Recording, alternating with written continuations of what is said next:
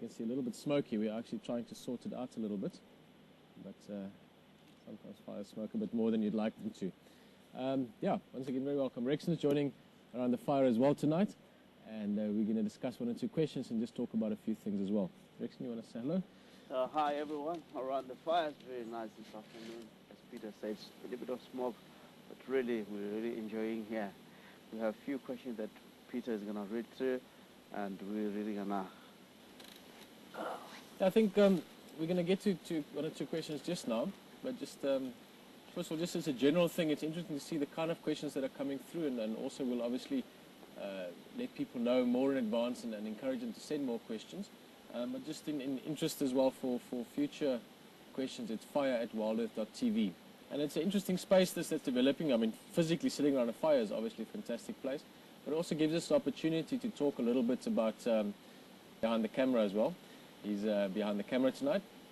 But it's an interesting space for us to just start practicing and seeing how to discuss different things, whether it's wildlife questions or wild earth questions specifically about camp life or about the animals and the characters. Obviously, you know, as you would probably have guessed, one of the questions tonight is about the mapogos. There's obviously big characters that we're very interested in. But also just over time, hopefully, we'll discuss a variety of things. I'm going to quickly just, it's quite a short question with a relatively short answer. And I was going to sort the smoke out, but it seems it's decided to turn away for now. It's a question from Phil and from Jill in the UK. And they're asking about what kind of fish are in these waterholes, everything from, I presume they're referring more to the bigger waterholes, the pan at the moment, probably nothing in it, but Buffelshoek Dam, Treehouse Dam, and just generally these kind of waterholes. Rexon has also worked in various parts, rivers even, but from my personal experience, Jill, one of the questions or one of the parts you mentioned, you and Phil, is that presumably catfish. Obviously there are some catfish in there. I've fished with Nick a few times and also with some of the staff. When Gari waterhole got very low and muddy once, we actually fished them with baskets. So catfish, certainly tilapia. Rexon, I'm sure you caught some fish as well, growing up and later on. Yes, indeed I have done that. There's quite a few things that might be in water too. Also, this afternoon we have around. That was a big terrapin. Big terrapin, yeah. I think it's one of the biggest ones I've seen. Yeah. It's nice fish. I mean, it's good fish that might be living in there too. Fishing is interesting. Yes, very interesting. I really like it. I mean, more especially if you can be on a big water hole like Buffelshoek, if it's full. I mean, it's a lot of shade. You're sitting on a shade of fishing. It's quite nice. Yeah, I think that's where the question also came from both Phil and Jill, saying that they're quite... and obviously there's tilapia is the main fish species that you would get in here. And again, there might be one or two basic kinds of tilapia, which is just the typical sort of little grey fish. When you think of a fish that looks like that, nothing weird or funny looking. Catfish, or what we call barbel, here's the smoke again, what we refer to as barbel, most of you, I presume, out there are familiar with what they look like. Those that aren't, they're typically bottom feeders, so they've got these long sort of tentacles, and they use that. Marco, was it with you the other night? They had that awesome sighting when the buffalo or the ellies, buffalo. Rexon, you'd have enjoyed this, huh? Yeah. There were. Did you see that? No, I was not here. Yeah, but you heard about it. No, I haven't heard. It's my first time. But there were lots of buffalo that came to drink, but you know, that whole big herd, so they obviously churned up the mud and all kinds of things.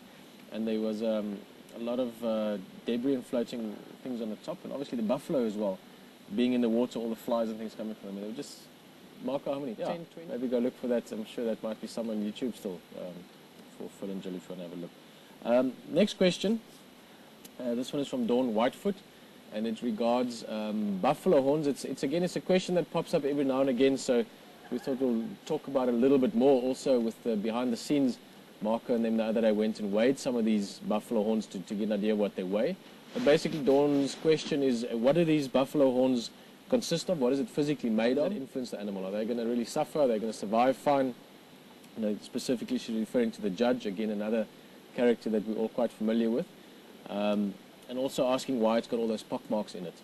Now, I'm going to just jump into it, and then Rexon will give his take on it as well. But the first part of your question, Dawn, essentially, the horns are made of keratin, which is exactly the same as our fingernails.